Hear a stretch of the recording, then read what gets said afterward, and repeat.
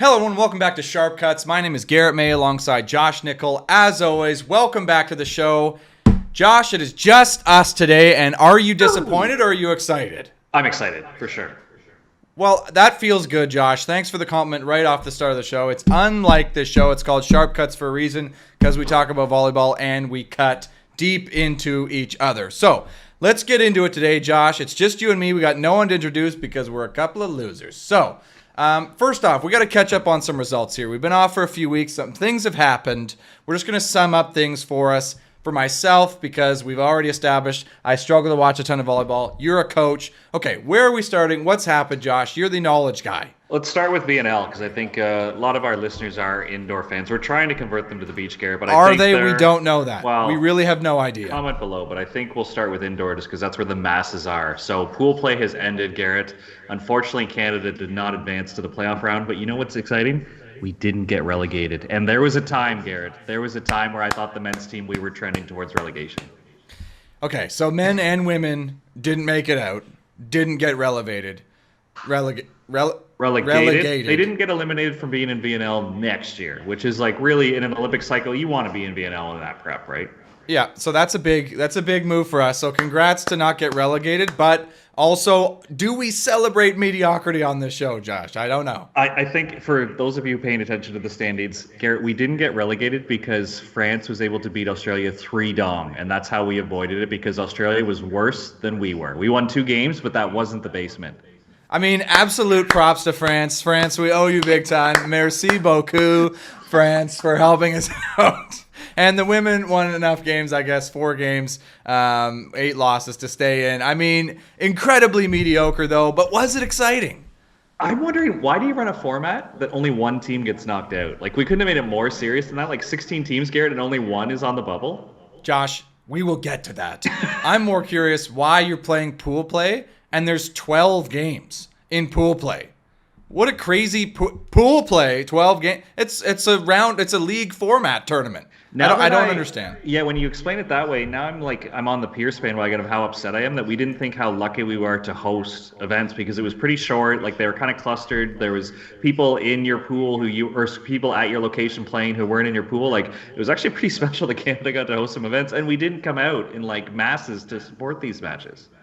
Well, and I mean, the product on the court, I guess, wasn't that good. It was mediocre, Josh. I mean, can we blame ourselves? Yes, we absolutely can. Get out there and watch volleyball. And speaking of get out there and watch volleyball, now that it's just come up naturally, I got to say, last episode I said, if even a single person commented that I would go and visit the Vancouver Open. So if you're listening to this, the Vancouver Open will have happened. I've now dug myself a hole. I have to go because one person commented, "Thanks, Maverick, for reaching out." I mean, really though, I was hoping for somebody I didn't know, somebody who's maybe just a listener of the show who I've never met, who's like, "Hey, I'm going to be there, would love to meet you." None of that, Josh. It was Maverick being like, "Hey, I've got to suffer, you better as well." Suffer? I think he was just making you eat your words, and that's what Maverick does. He calls people on their stuff. That's what I'm saying, Josh. And it's like I was looking for something better, but now I've screwed myself. I should have been more specific. That's on me. Anyways, we also have some beach results to cover as well. We were rolling through the show. I'm going a little bit fast. I'm hype. Anyway, we got some beach results to cover. So, Josh, you're going to have to educate me on that as well, because you're the beach guy after all, right? So, Garrett, every time I look at our beach results, especially on the women's side, I have to, you play in my mind, and you have to, the way you stress, we can't get used to this. No, I'm not getting in your mind. I'm getting nowhere near that rat's for nest. sure. Every time I check the results, we can't get used to this. So, it's so exciting on the women's side that they're losing in the quarterfinals, and we're like, we could have done more. We could have done more, where it's like, that's so special, and that's so hard to do, especially at an Elite 16, Garrett, where the promoter, thankfully, they stepped in. They made it a true 32, so it felt like a real tournament again. No qualifier, Elite 32, which it was a great format. We can get into that later, too, if you want on the guys' side. Teams who wouldn't have been in the Elite 16 are, in the semis, so that just shows that maybe cutting it at 16 was a poor decision by the FIV. But anyways, I digress. That Sophie and Brandy and Melissa and Sarah both take a 5th, and it's like, yeah, this is awesome. We can't be yelling at our screens being like, oh, we should have medaled. It's like, no, being in the top 5 is amazing. There's a lot to unpack there, Josh. You've just dumped information on me and our listeners. There's a lot to unpack there. So holy. So this is in Gstaad. The tournament's up in the mountains there in Switzerland, in Gstaad, right? You been there? That's where it was? Have I? Oh, I've been there. It's beautiful in the summer. I hear they ski there in the winter in the Swiss Alps. I don't know geography, but it's up there. And you're saying, hold on, you're saying it's the elite tournament, but the promoter just says, screw the FIVB. I'm instead of doing 16, I'm doing 32. Yes. So they didn't do a qualifier What for a this power one. move. Yes, they let in 13 right off the bat. They let in some Swiss teams who caught fire. Like they had a heck of a tournament. But Garrett, the interesting thing is, if you look at the semis, you had the Grimalds. They won the whole tournament. Actually, they were struggling. They didn't qualify even in a challenger earlier in the year, and now they take fire. The 20th ranked team, Duchies, took third. They beat the 19th ranked team, Bruno and Samon. So like those teams would have been fighting tooth and nail in a qualifier in an Elite 16 format to even try to get in, and then they're in the semifinals. So I think that shows that not only on the men's side, but definitely on the women's side as well, you can't cut it at 16. There's too many good teams in the world, so why are we limiting like the size of the draw? Now, it's interesting that you would go with that direction, Josh, to talk about how, the quality of team and how there's a lot of great teams, and letting all these teams in makes for, more diversity and excitement in the teams winning the tournaments in the final matches. I'm not going anywhere near that, Josh. I'm thinking about the absolute power move of the promoter. Imagine the conversation you're trying to have. FIB's like, no, we're trying to have 16 teams in the Elite 16 programs. Okay, then we're not running this tournament. That's a tense move. That's like from Suits or like one of those drama shows where it's like leverage, showdown. Like, no, we're not running this tournament if it's not a 32 team draw, straight up. So there was no qualifier. No qualifier. They let in all 32 off the hop.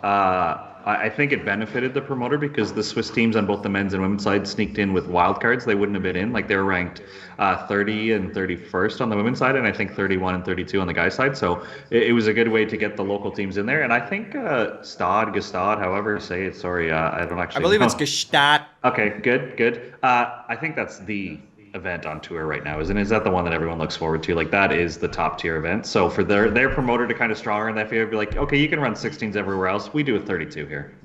Yeah, like what a big Bobby Big Wheel move. And I fully respect it from immediate player of the week move right there to let those teams in. But like, is it they showed up and were surprised? Like you're showing up expecting a qualifier and they're like, no, you're in the main draw. It's like, wait, what? No, I think they would have had it announced like 28 days before like the normal seeding deadline. I just think they knew right off the bat that I'm reading the technicality, the handbook here. They call it a 29-3. So the 29 teams based on World Tour points and 3 wildcards got in for this one. Okay. So let's sum up the Canadian results. So on the women's side, we had Sophie and Brandy come up with a 5th, and we had Melissa and Sarah also come up with a 5th. And your original point was, hey, how great a spot are we in that we're disappointed with our teams ending up with a 5th? Yeah, I mean, we have the World Championship gold medalists and the World Championship silver medalists of the last few years on our we're disappointed they're 5th because we expect them to be winning, but damn, what a great place to be in on the women's side. Definitely, and Sarah and Mel, they play Duda, who's just a wrecking ball right now. Her and Anna Patricia win another event, so I don't know how often that happens, Garrett, but I think it's special that you win Worlds and then you win the next event. It kind of reminds me of Bruno and Alison in 2016 or 2015 when they went on a crazy run there too. So that's a tough team as any. And then Sophie and Brandy lose in 3 to the defending silver medalists from Tokyo, the Australians. So I mean, no shame in that draw there. Yeah, I mean, well done by the Aussies down under. All right, so on the men's side, who was there? Do we have any teams in? Did they do anything notable? No. I don't. Okay. I don't. We didn't even have a team in Gestad. Okay, so I mean, immediate clown of the week right there, Canadian men's volleyball. Isn't that your area, Josh? Like we can't even put a team in the 32 team, Elite 32. Like we the promoter even expanded it to try to get to have them. We couldn't even get in. Yeah, and I'm looking at this and like Austria's got 3 teams in the top 10. The Dutchies have 4 in the top 10. Like yeah, we're a volleyball country, Josh. I thought. What happened? We were trending there, and then we were trending. I mean, if Chile and Czech and Netherlands are going to be the podium there, you could say a Canadian team easily could have snuck in. It wasn't like the usual suspects here. Yeah, like it wasn't Norway, Qatar, USA, Brazil. So I mean, Canada's got as good a shot as anybody. Yeah, well, let's go Team Canada. I mean, congrats to all involved. I really think just our women's beach teams deserve the most respect from all the results indoor and beach, but there it is. So that's your catch-up. Hopefully you're as caught up as us now, but even there's still probably tons of other things going on that we just can't even cover because volleyball is such a worldwide sport, And we have, anyway. So let's get into our first topic, and it relates to all the stuff we just talked about, Josh. So we're talking about the FIVB systems, like the way they've actually set up these tournaments. And, it's hard not to compare it to other major sports. So I don't know where we want to start, but if we can just set the stage here. So on the beach recently, they've been doing this elite challenger futures thing where it's 3 levels of tournament, but only certainty. You have to earn enough points to make it into the certain level, but if you have too many points, you can't play in the level below. So it's this kind of weird ladder style system that overlaps on every step of the way. And then on indoor, you've got this World League system where you bring in teams. How many, there's just a variety of teams. There's 6 teams in your pool. Potentially you play each team twice in this pool play format that takes weeks. You play 12 games in pool play, leaving it open to so many ties, Josh. Oh my gosh, could you imagine the amount of potential ties? You're playing 12 matches in pool play? That's not even a proper number. That's an odd number of teams in your pool, by the way, which is also bananas. So, what the heck's going on with the FIVB in these systems right now? Is this the ideal way we can frame our sport? What the heck? So just to add to indoor, because it's fresh on my mind, and I just read the press release, Jackie from Volleyball Canada broke it down really well, that, even despite losing finishing 15th, the men didn't get relegated. But then she explained how Australia has to get back up. So they're relegated, essentially. They have to go to a different tournament, Garrett, and they have to win it to get back up. So it's kind of weird that, okay, you get knocked out of the big boy stage, but then you have to go to this other tournament. If you don't win, you don't get a chance to go back in. It seems like it's too inclusive to stay in BNL. It's really hard to get relegated. But if you do get knocked out, it's an absolute battle to try to get back in. Right. How does that make any sense for a competitive, open, welcoming environment? Also, we came 15 out of 16 on the men's side. There's 16 teams. How are we playing 12 pool play matches? In what world tournament running does that make sense? I don't know who made it, and yeah. So what are the pools even? How do they even shake that out? You got 2 pools of 8, so you play I don't even get it. And did they do pools? Because if you look at the standings, they just went straight 1 to 16. So I would have to get into the schedule or pull up Pierce or Nolan Langley and just make it up in a confident way of saying this. But so did they not play every team at least once? You mathematically couldn't, right? Because you what the So then do you argue strength of schedule? I don't know how you played 12 matches, but is it even? What if you ended up playing the lowest 4 teams, or what if Australia had the toughest schedule, Garrett? That's why they got relegated. It's kind of an absolute joke, though. I don't get it. If you're going to do a league format, what do we have to compare it to? You look at the major leagues in North America, right, where you have, these 82 games. Okay, that seems a bit crazy. But let's say we do a league format where you play each team, you play some teams in your area more, and then you just compare, and the top teams get into a playoff. Great. You understand that. Okay, it's not that. We're going to go to a tournament format. Well, we already see tournament formats in sports like tennis or golf where they do these things where it's here's how we do it, here we play the tournament.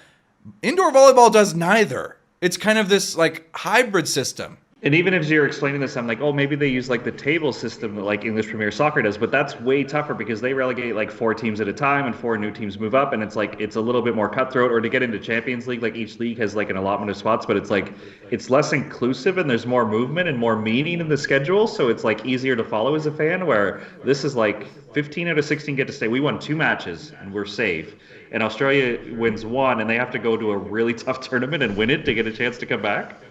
Yeah, what are we doing generally in our sport?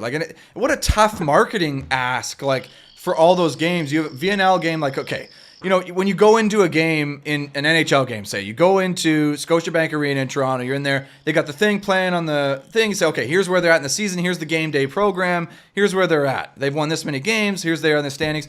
You get that in the Volleyball Nations League. You try to go to the same thing. You have no idea where the team is at. Okay, they're 2 and 3. They're here. They still got to play this, but they're here. But it's you don't understand what's going on. No, so I don't like that. And then if you go to the beach one, the logic that the promoters had to cut it down to the Elite 16 was they thought it'd be easier for fans because you know the top 16 teams and you know they're going to be there. But then they open it up, and most people are talking about Stade because like the unknown teams, like the Grimalds from Chile, are like, yes, like let's get on the bandwagon of this team coming out of nowhere. Like that's the story that I think people get attracted to in tournaments. They don't want to like, I don't know, is there enough beach volleyball fans that you're only going to go watch this Elite 16 if like Lupo's playing? Like I don't think we have that many fans, right? Well, and like, especially if you're a volleyball fan from a volleyball country, what are you going to get excited about? Like, you're going to get really excited about following a team from a different country? You know what I mean? Like, like the tournament's in Switzerland. Switzerland has teams in the tournament, but it's the top 16, so the best teams are there. Oh, we got the Qatar guys.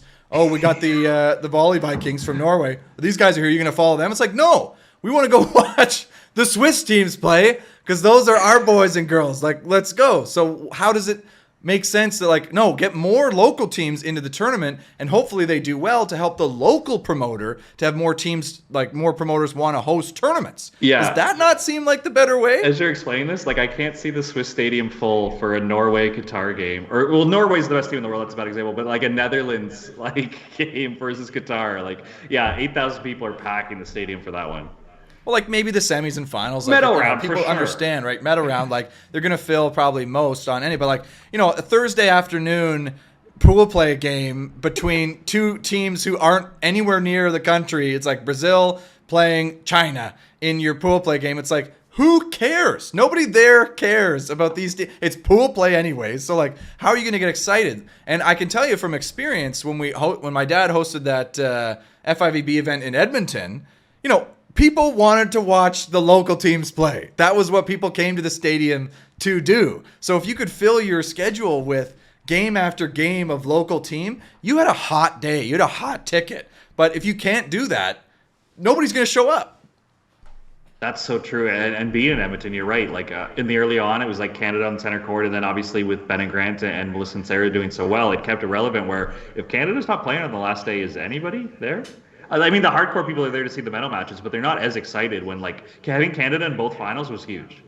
Definitely not. And, like, even if Canada wasn't in one of the finals, you swap the schedule, you put the local team in the last final, and then you make sure that people are there getting hype with that first game. It's like the first final is like the warm-up, for the final that your country is in. Like, that, the promoter has that flexibility. So, like, it just doesn't make sense to me why our sport, indoor and beach, doesn't help promoters who are the people who actually carry the burden of making the money in this sport, help them actually market the product as best they can be. That wasn't even my problem I had with the beach thing, by the way, or the indoor thing. Like, well, it's not my story to tell, but I have it from a very good source that Calgary, when they had the Stampede Open, like they had the big sponsorships, somebody saw the poster from Volleyball World and contacted them and tried to talk them into running an FIVB instead of the Stampede Open. But by the time they went through the list of requirements and the profit sharing and how much Volleyball World takes, Calgary was like, no.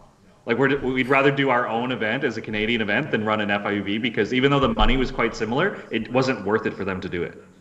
Yeah, I mean, I absolutely get that piece. Like, everyone's got to try to make some money, but at the same time, like, everything else really should be negotiable. Like, should not be some list of requirements like, okay, we got to be on X revenue share. Great. You got to get your business model. You got to pay your bills. Sure. It's not worth it for you if it doesn't have these things. But the other stuff, like, that's got to be totally up to the promoter to really help. Like, it just makes no sense to me that you'd have an Elite 16 tournament where one promoter could go, yeah, give me the 32 teams. They've got to pay for them all to be in the main draw hotel and whatever. So they're shelling out money, but they're doing it because they think it's going to make a better product.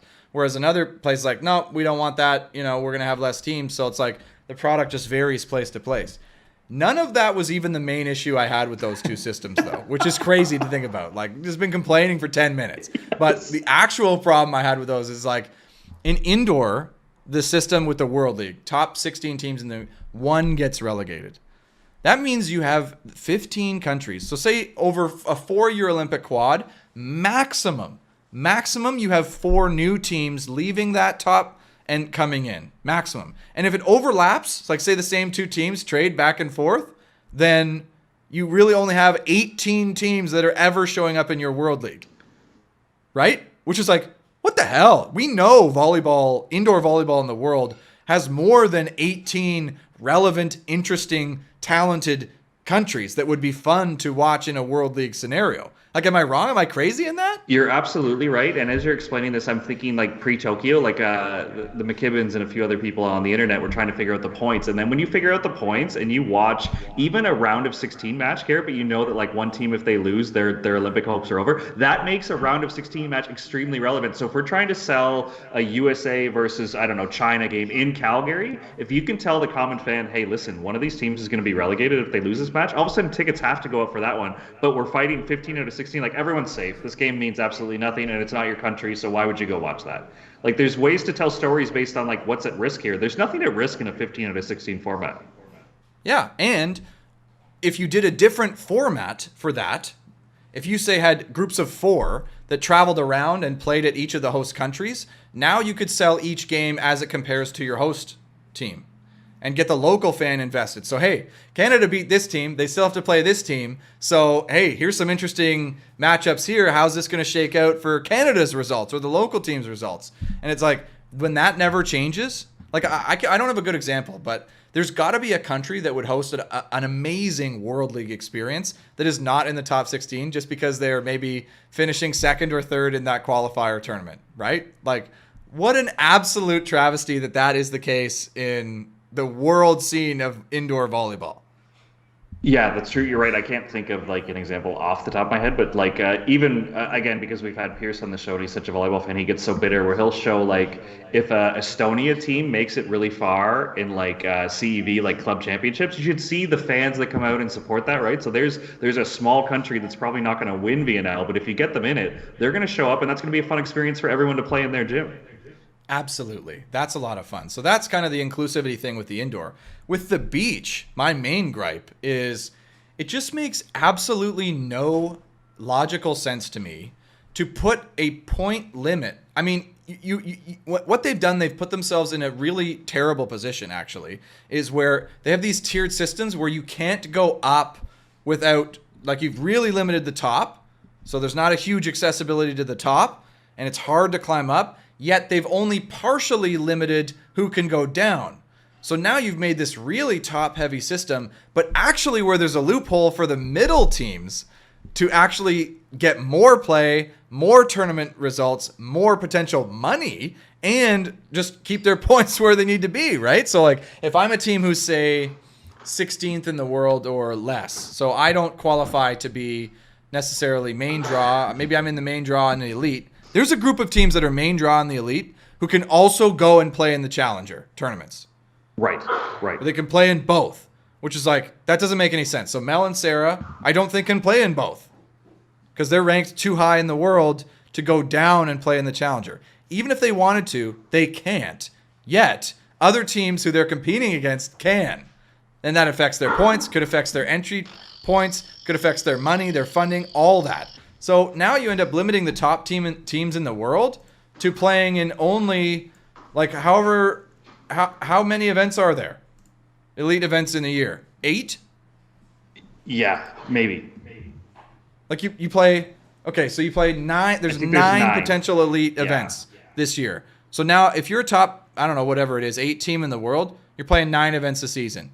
If that were Olympic qualifying, Josh, you could barely get enough events to qualify for the Olympics in 2 years. Yeah.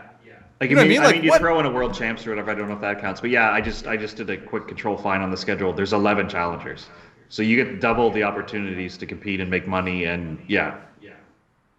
like it just makes no sense to me. And it's like now, and I'm surprised that nobody's really complaining about it. Like I don't see news of like, and maybe they are behind the scenes, we just don't know. But like, how are the FIVB players not going? Like the teams at the top going like, what the hell? Like I'm sitting for potentially a month between. So Gstaad to Hamburg, there's a month. From Hamburg to Paris, there's over a month, almost 2 months, right? You're playing tournaments in November. There's 3 elites in November. What? Like, you're going to go back to back to back in November, an off time of the year. That's when a lot of teams have taken their rest historically. Like, it It just makes absolutely no sense to me, and I don't know where the logic is. And if anyone knows out there, please comment down below. Let me know what the heck's going on here. Well, when the FIV Beach schedule first came out, I was like giving them credit because it looked like whoever designed it or talked to the promoters, they owned a map, and it looked like it was like going in clusters where these events that got added in November, you go from South Africa to Brazil to Australia. So how's that for like a travel schedule on the body to make sure you're playing at all these events where you play like one a month and then you got 3 shotgun at the end to go all over like. Hey, I mean, they're all in the southern hemisphere, I guess, so maybe that's some consolation. I don't know. I can get on board with that rationale. All right, hit us up in the comments down below or reach out to us or whatever. Let us know what you think about the systems. We talked a lot about them. I mean, we don't think they're great, but we haven't offered any alternative solutions, Josh. We've just ripped them to shreds and really haven't fixed them any. So I don't know that we're actually going to, because are we that intelligent? I mean, maybe. We ran tournaments for a living for like a few years in a row there, Josh. So maybe we're well placed to help this. I think indoor needs to steal from all the leagues. So you keep it at 16 and top 8 makes playoffs. So you have like the North American, like you got to enter. And then for those bottom ones, I think you do like a little bit of a soccer model. Maybe the bottom 4 get relegated or something just to make like that weird bubble matches more competitive. Because like how fired up was Canada getting for some of these matches at the end? Like if we're bad and you're bad, like is that why Matthias Elser was starting as a left side? Like, I don't know. Well, or why don't you do indoor a system where you regionalize it a little bit more? So you expand the World League to a few more teams. You don't make the teams travel as much, so you can play a few more games, right? So maybe it's Canada, US, Mexico, Cuba, or whoever are in a division, and we play our divisional teams twice, and we play teams from other divisions once. So we go and we do a few different travel spots, and that's our season. That's our pool play. That's our season numbers. You make playoffs, you play it off, and then you play it down. And then you end up having events potentially where you get like an American team playing in an Asian group for a little bit, and a little round robin there in Asia. And teams are trying to make playoffs. You get some drama that naturally happens from those. So like, and it saves on travel costs. So I don't know. I don't know. Maybe they're thinking about that, but look at you, Josh, come up with stuff right on the spot. And for anyone yelling at their screen or whatever you're listening to this on, that Matthias Elser shouldn't have played outside, let's pump the brakes here. Great server, great volleyball player. I think it's amazing that you could be one of the Canada's best setters and best outsides. I just thought it would be cool if he was setting, and then you could let in like a Sam Cooper or Jordan Canham or Brody Hofer, somebody who actually plays outside for their university. That would make more sense. I get that Matthias is a great plug-and-play player. He can literally play every position on the court. I just thought it was weird that he's starting matches as a left side when he's obviously a setter.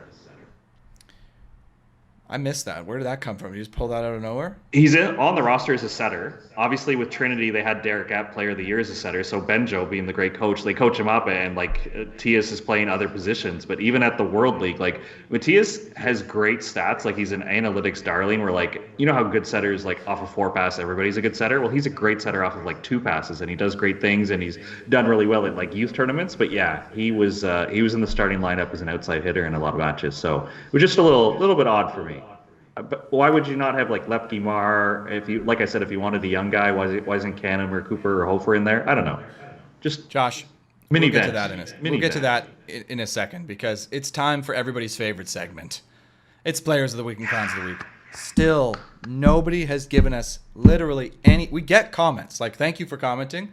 Nobody's given us any feedback on Players or Clowns of the Week, so we'll just assume that it's the favorite segment, the best segment of all time. So. Let's get into it, Josh. I have 2 Players of the Week. I know that's unlike me, but why don't I bookend you? So why don't I go first, and then you go, and then I'll do another one. So I'm going to start. And first up, Player of the Week. I mean, we got to do it. It's Graham Biograss. So Graham recently just announced his retirement from the national team indoors. And that's always a bit of an emotional moment when you see players do that. So congrats, Graham, on a great career. We're sad to see you go. Josh is looking at me confused.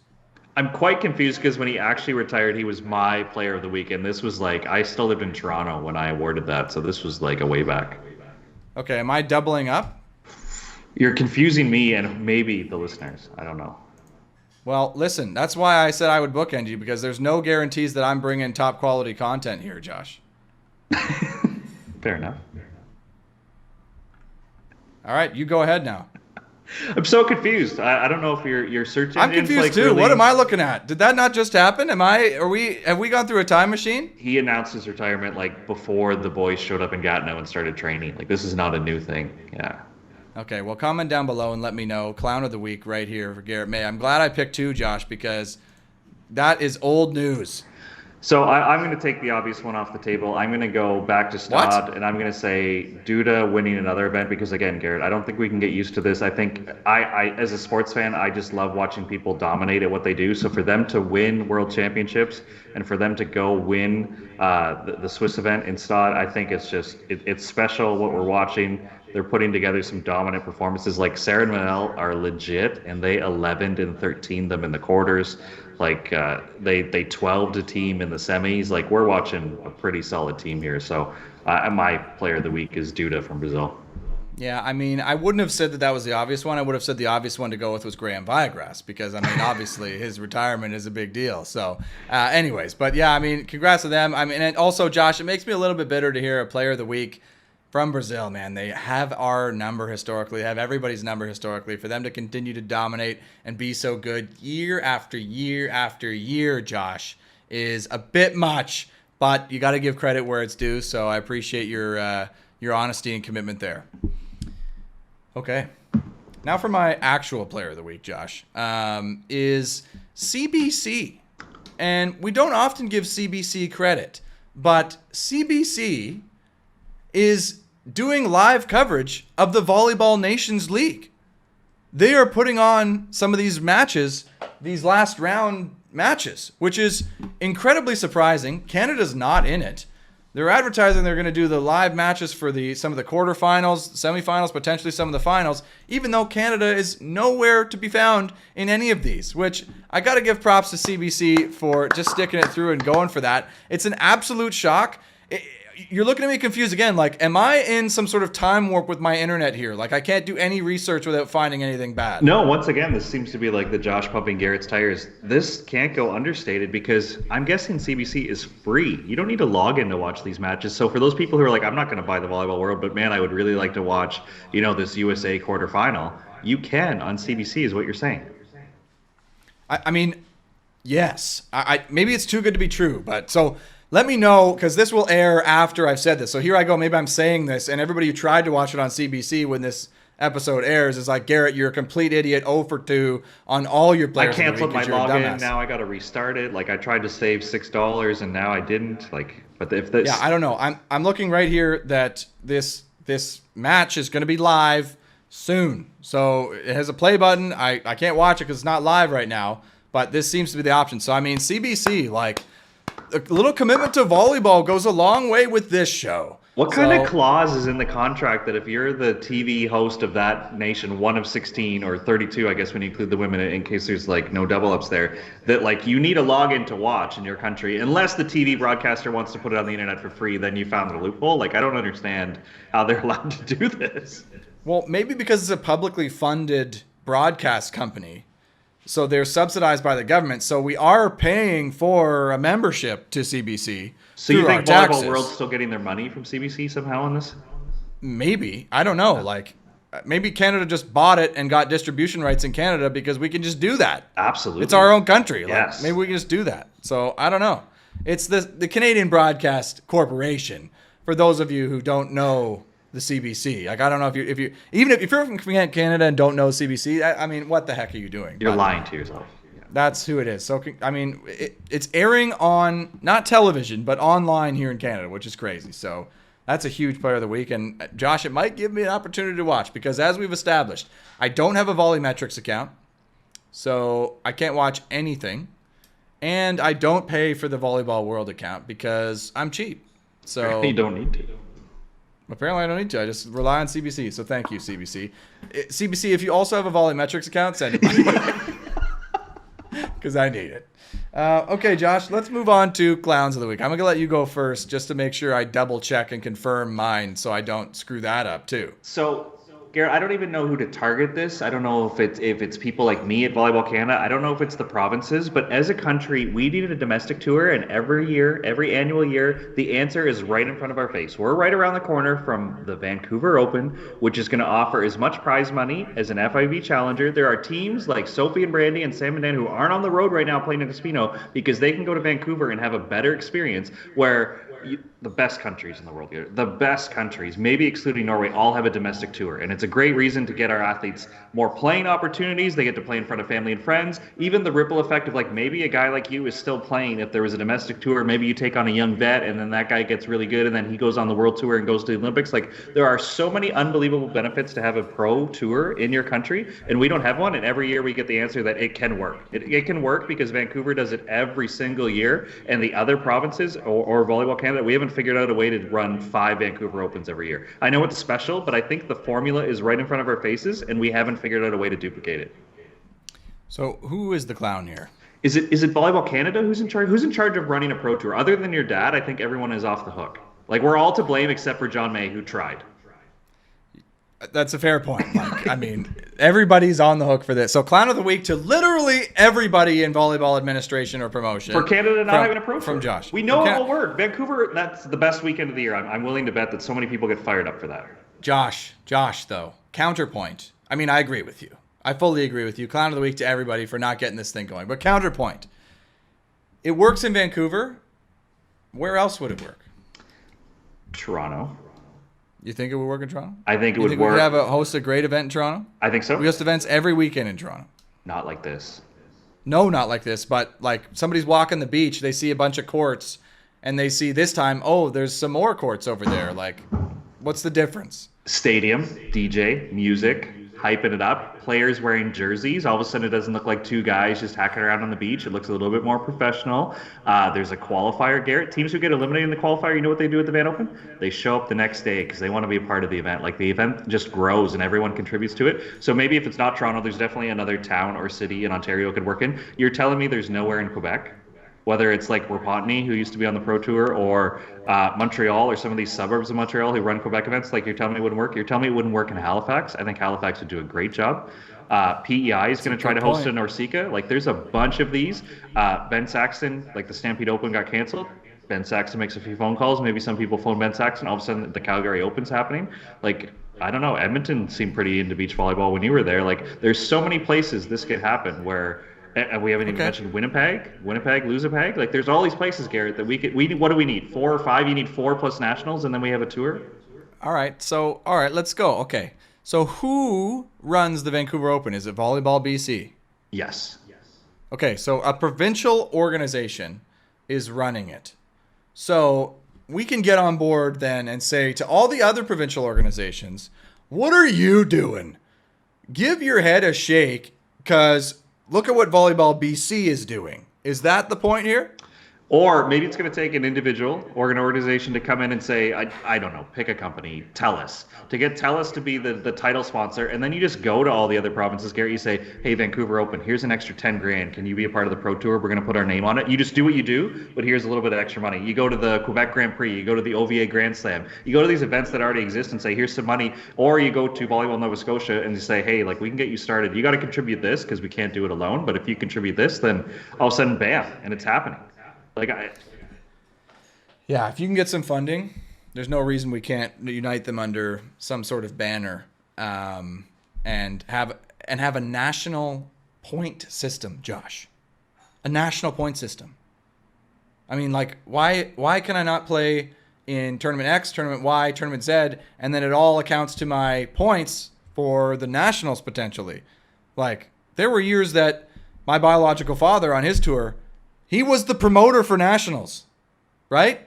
But also ran tournaments and provincials tournaments in other provinces, right? So, like, you know, there's some definite synergy there that can happen that is currently not. So, I mean, I'm with you for Clown of the Week, absolutely. Is it just funding? Does it always just come down to dollars and cents? Is that the only thing stopping us? Like, I feel like these events are already happening. It's funding, but in Toronto, like, especially, it's the permits and stuff like that are hugely expensive, right? Like, it's a challenge. So if that stuff is easy somewhere, But anyone who's been in Ashford's Bay in the last week as we're recording this, Garrett, I messaged you because I thought your father was behind this. I don't know who actually built it. They built a beer tent on the beach. Well, it wasn't a beer tent; it was a tequila tent, and it was like first class. I couldn't. There was a cover fee, Garrett. I didn't actually go inside, but like they built a pop-up bar on the beach that looked immaculate. And you're telling me that like they could just do that as a one-off in a weekend in July, that we couldn't do that and put a volleyball court beside it? Volleyball court in it? Like you absolutely could. And my biological father did all that back in the day, and he ended up losing over $1 million. And our family went into debt, and it was a really tough time. So I mean, that sort of stuff happens, right? So I mean, yeah, there are some challenges, but if Volleyball BC can support a tournament as successful and awesome as the Vancouver Open, you're right. There's no reason we can't do it elsewhere, Josh. So I support that. Plus, you turned out okay, so maybe I'll do what your dad's doing, and my kid can turn out like you if I run a pro tour that then, crashes because, people don't support it. And No, I wouldn't recommend it. It caused me incredible emotional damage, and that's why I ended up hosting the show. So, I mean, if you want your kid to end up to host a podcast show called Sharp Bumps, then, yeah, definitely do that. So there's been more jokes on the beach, Garrett. I have to warn you that there have been two people not connected make the joke of Passing Nails is their new podcast. I keep telling them to do it, but they haven't ponied up yet. Yeah, like it makes no sense to me. Like your show is Passing Dimes. That exists, right? Passing Dimes is your show. If you haven't watched Josh's show, I mean, you can't. But if you haven't listened to it, you definitely should. But I don't know why you'd be listening anyways. But we're Sharp Cuts, so neither of those things are like, it's just copying you then, but just adding nails. Yeah, which isn't a cool name at all. And plus, they're not going to do the work. Let's be honest. Yeah, like Passing Nails. It's a podcast about construction management. Like, that might get more downloads. Yeah, we're talking about nails and hammers and stuff. Like, I don't know. Like, wow, maybe we're an economics podcast over here. I mean, we sometimes dip in economics here, Josh, on Passin Dimes, but we're Sharp Cuts, so I mean, it's different. It came up the other day, if we ran a slow pitch podcast, will we get more viewers than volleyball? Because here's how popular slow pitch is in the GTA, Garrett. I was walking by a batting cage the other day. I was coaching for Andrew Cross. He couldn't make it. The batting cage was manipulated to do the lob of the slow pitch. That means that not only are people playing one night a week to get their exercise in and be social, they're practicing slow pitch off a pitching machine. But also, if you were going to go do a pitching machine, which would you rather hit off? A wicked fastball or a nice slow pitch lob? A wicked fastball. Wouldn't you want to feel like an athlete? Absolutely. No, absolutely not. I won't hit that slow thing because I'm scared of the ball, and I feel like that's normal.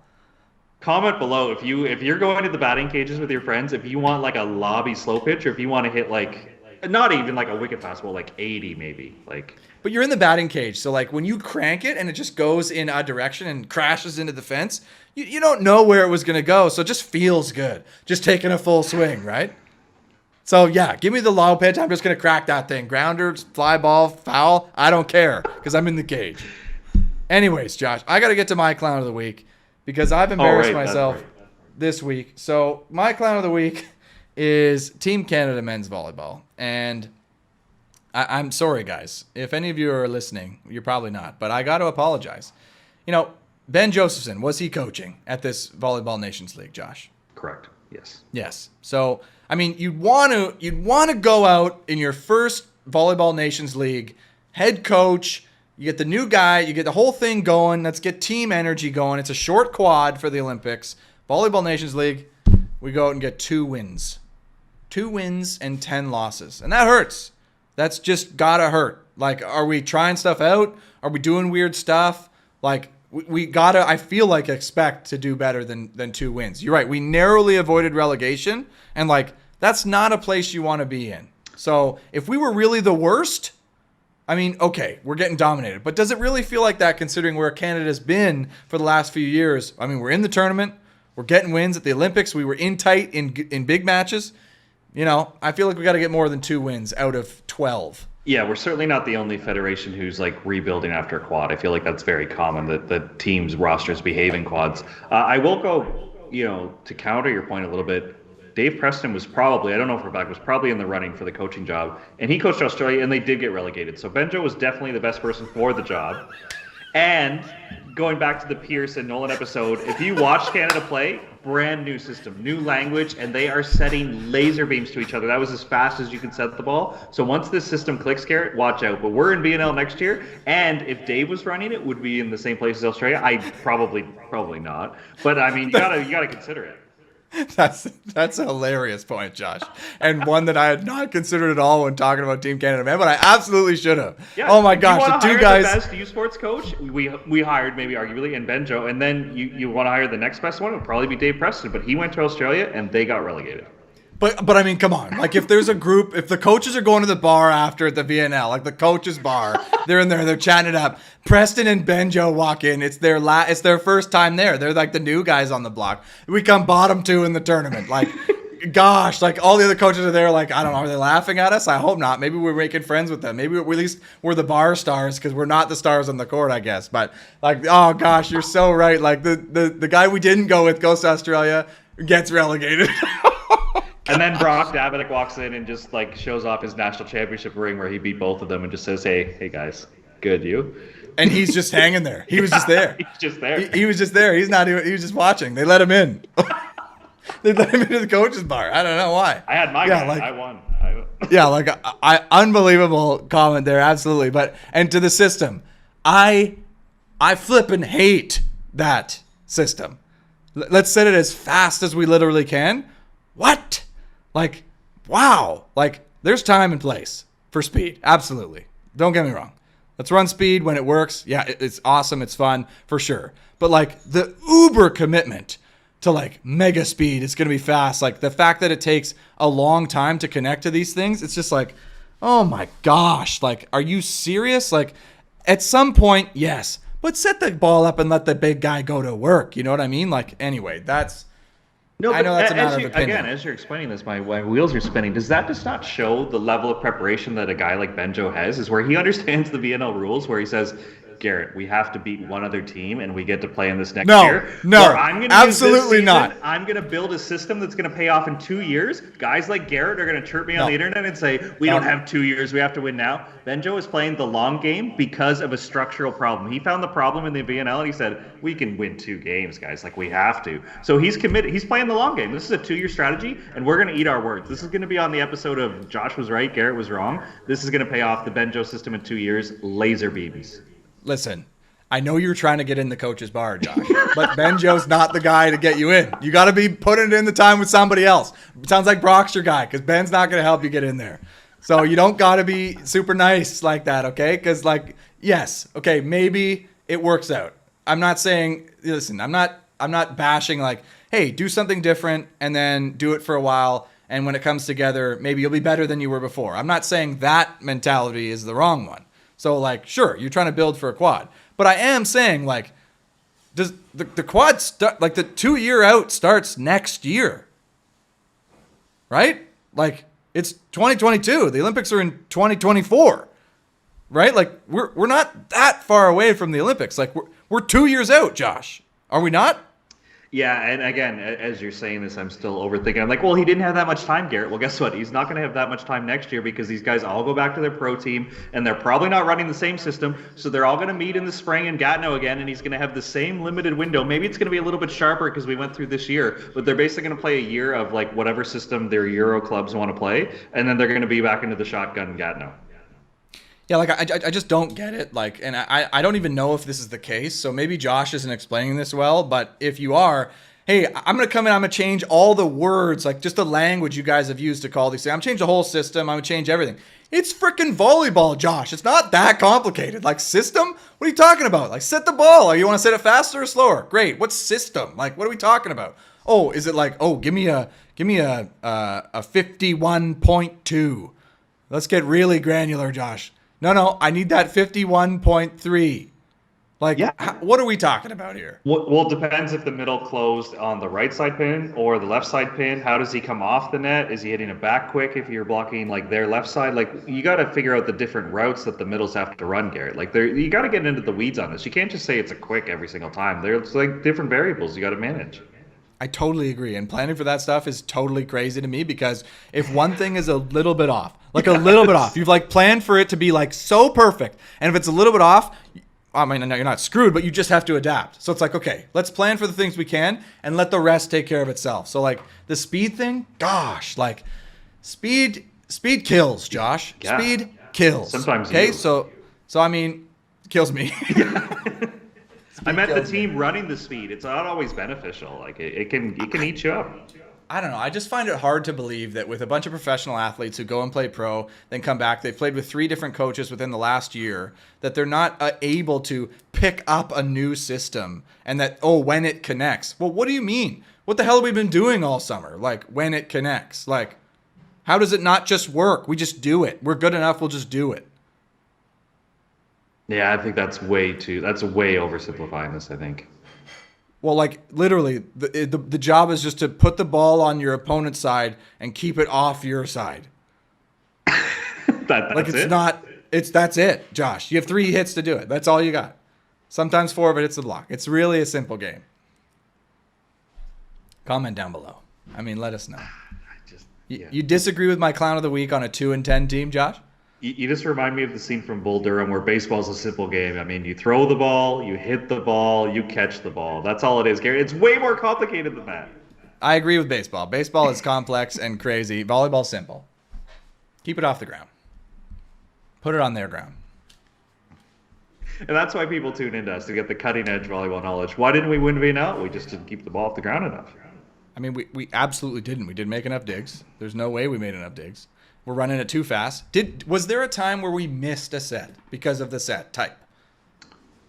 I don't know. I'd have to get into the weeds of the volumetrics and see. Yeah, that's what I mean. It's like, if that's happening, come on, guys. Like, really? What are we doing here? Like, are we not good enough to like just figure this out? Maybe we are. I can picture like a middle misconnecting, but are you saying that like the left side like mistimed it so much that the ball went like past them in the middle of it? Like, no, I think they're too good to like miss completely on the outsides, aren't they? Right. That's what I'm saying. So I'm not saying we can't necessarily blame the adoption of the system for that.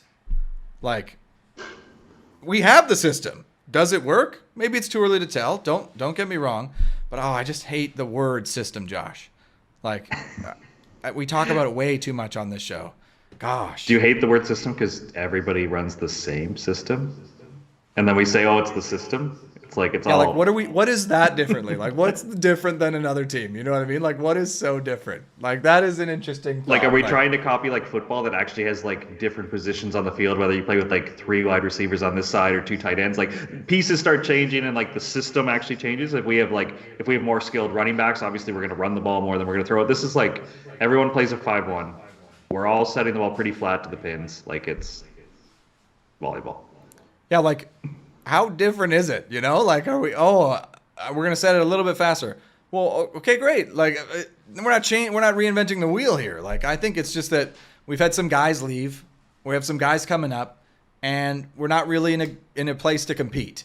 And I don't feel great about that for our country because, you know, it sounds like we're one of those countries that when we have all the pieces come together, we're competitive, but year on year we fluctuate, right? Whereas in women's beach right now, that's not the case, Josh, because the next team coming up, they just got a 2nd place at Worlds. Yeah, but we had to trust their system because if you remember, Garrett, they did not win our World Championship trials. They did not have an easy path. They actually lost the Downsview tournament. It took some time there too. Don't throw the word system at me like that, Josh. It hurts me physically. I think if we had a way to make t-shirts, it would start with like Clown of the Week would be our hottest t-shirt, and then we would pick like little phrases of the show, and I think system would be one that I would be wearing proudly. It's like kind of like trust the process, like the biggest farce in all of professional basketball where like the 76ers still, people think they're good because, you know, it's a process, Garrett. You got to trust the process. Yeah, like stay in system is the biggest, dumbest trope in volleyball, in my opinion. I will stake on that. Stay in system. What? Like, anyway. That's wow. Comment down below. It's almost as simple as saying keep the ball off the ground. Right. Except you're using different words that mean different things. Anyways, Josh, we got some comments. We had some people comment on us that I haven't responded yet. Thanks for Akash for sharing this. The views definitely went up when she's got a following, Garrett. We gotta get on the like train there. I was going to say, so, I mean, if you're still with us, thank you so much. I mean, when Josh and I are here by ourselves, oh my gosh, Josh.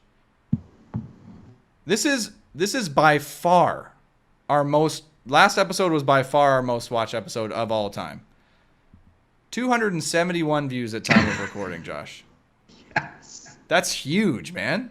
That is huge, absolutely but like huge. our listeners are probably rolling their eyes being like, that's it? You guys do this every week, kinda, for 200 views?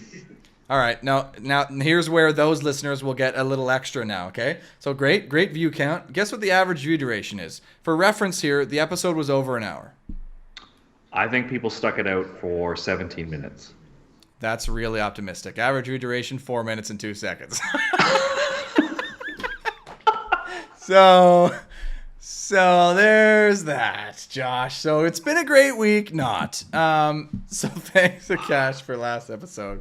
Yeah, absolutely. But we do have some comments. And again, Maverick, he said, Garrett, I'll see you at Van Open. He just knew that was the summoning. So Mav, yeah, I'll see you there. This will air after I've seen you there. So it was great seeing you this weekend. He'll be coaching. Nolan Langley as well. After our last episode, I called him out Clown of the Week for his call. And he said, this is fair. I will take this one. Bold statement that didn't fall through. Appreciate the bailout though, Josh. So I guess you made a comment to like try to save him from my call out, which, you know what? Quit disagreeing with my Clowns of the Week, by the way. I was not going to let it happen because he bailed out Passin Dimes and we recorded last minute so I could have an episode on Friday to keep the streak alive. So when's the last time you had me on Passin Dimes, Josh? Okay? So your episode did really well, and actually I don't tell you this very often. I still clip some of the quotes and show it to our players when we do our video meetings because there was some ton of good stuff in there.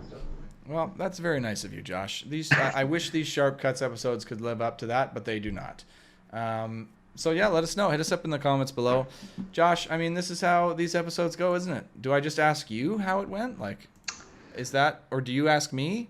I think it went how it typically goes at this point, where we gained some momentum and we had a Cash and she shared it. I didn't know the view time, but I saw the clicks there. It's like, oh, and then we take like 2 weeks off and then we come back in like spicy and get all caught up again. Oh God, this is how it goes. We get some momentum. This is the and then cycle. blow it. It's like, ooh. Oh, great. Yeah, great. Oh gosh, that's depressing. All right, let's look at some more stats. I don't know. How did Let's it go? bury Pretty ourselves huge. more. Pretty huge. Okay. Last episode, average view duration 4 minutes and 2 seconds. You want the all-time low episode, Josh, for watch time? Sure. Hit me. I mean, who gets the embarrassment of the all-time low, least watched episode? Have to be an early one, wouldn't it? Yeah, absolutely would. All right, Josh, I think this is very disappointing because the lowest watched episode is the one that you and I did together. Just you and me, buddy. Nobody watched. I guess that makes sense, doesn't it? So there you go. Highest watched episode of all time is the episode we had. Who did we have on? I don't know. Sarah's, maybe? I mean, that would be nice, but I don't think so. So we'll figure it out. But if you're still listening, hit that subscribe button. We appreciate it. If you're a player, Garrett, I think if you're a player, you want the Sharp Cuts bump because we had Brandy on before we had Brandy and Sophie on separately before they took a second at Worlds. We had Sarah on before they won the Latvia Elite one. Like it takes a little while, but we always give the players just that little bit of a bump, you know? I mean, if you're listening 57 minutes into this episode and you want the Sharp Cuts bump, I mean, the Sharp Cuts bump, Josh, is like not a bit of a weird few phrases. Like Sharp Cuts bump, set, spike. Like, like I'm just glad adding you all went the bump, set, volleyball spike. words. I thought you were gonna go like a drug reference, but no, I meant bump as in like you teach kids how to like forearm pass and you say bump like. No, I know, but you didn't mean that. You meant like bump. They improved their results. Like it bumped up their results. Yeah, it was a pun. It was a double entendre. Right, but so what? Okay, great. I mean, but the not Sharp a triple, Cuts not the drug bump. reference. Don't let your mind go to the drug reference one. I wasn't even going there. You put that in my mind. Get your head out of the gutter. But Josh, I just discovered that the most watched episode in terms of average view duration is also another episode that you and I did together. So us alone are simultaneously the most watched and the least watched episodes. So, I mean, I don't know what that tells us. That's kind of the way this show goes. It's all highs and lows. And actually, I missed a bump there. Akash just won the Calgary Open, so there's a bump. I mean, congrats to Akash. We maybe got to have her on again because she was probably the most well-spoken person we've had on the show. I can't think of anybody to top her. That was a bit embarrassing for me. Too nice? So. Is there such thing as being too nice? Melissa was pretty nice. Absolutely. Yeah, Melissa was very nice, but they were too nice. We like to cut deep here on the show, and we just basically trashed everybody this episode and burned all bridges. So no, because now the ones still listening, they want the bump. They're like, oh, this is like being on the cover of EA Sports, but like a good curse, not a bad curse. I mean, I'll take that. Yeah, sure. I mean, we should just start that and just identify every time it happens, and then we need to get people on. So that sounds like a post for the Instagram that I have not kept up with lately.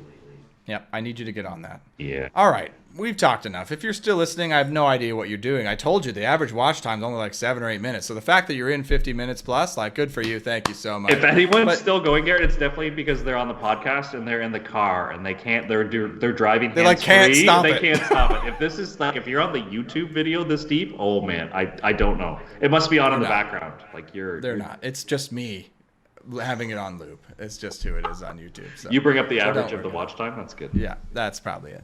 All right, guys. Well, that'll do it for this one. Josh, I mean, it's always a pleasure. So hopefully we'll have a guest next time. I mean, who knows? But apparently, this could be their least or most watch. We'll see. We'll find out. We'll let you know next week. But all right, everybody. Thank you so much for watching and listening, and we will see you next time.